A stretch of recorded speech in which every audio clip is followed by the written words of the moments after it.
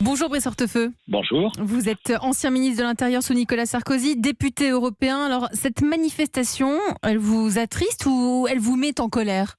Bien, c'est le signal d'un malaise qui est un malaise qui se confirme décidément sur cette période, puisque souvenons-nous qu'au mois d'octobre dernier, il y avait déjà eu une manifestation mobilisant près de 20 000 policiers. Et vous l'avez rappelé, j'ai exercé ces fonctions. Ça ne veut pas dire qu'il n'y avait pas de difficultés, mais je n'ai jamais eu à subir, à assumer, à faire face à une manifestation de telle ampleur. Mais pourquoi ? C'est donc un signal. Pourquoi ? Parce que sans doute que la police perçoit aujourd'hui une certaine défiance du pouvoir à l'égard de son action.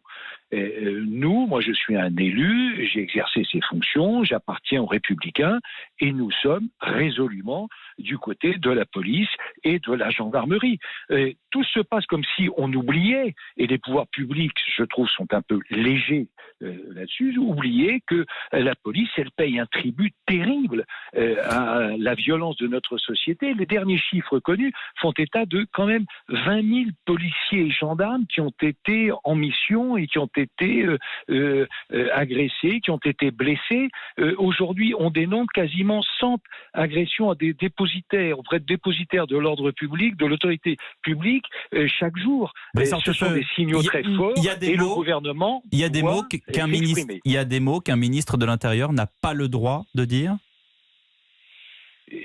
Il y a eu à l'évidence des maladresses. Et il faut dire les choses clairement. Et moi, Lesquelles ? vraiment, j'attends que le ministre de l'Intérieur dise clairement que la police et la gendarmerie ne sont ni racistes, ni violents. Il peut y avoir des cas isolés, mais la police est aujourd'hui à l'image de la société. Les brebis galeuses dans la police, les branches pourries qu'on doit couper dans la police, tout ça, ce sont des mots maladroits.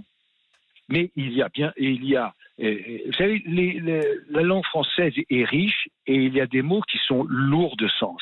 Et il faut donc aujourd'hui commencer par remercier les forces qui sont chargées d'assurer la sécurité et la protection de nos concitoyens. C'est la première chose à faire.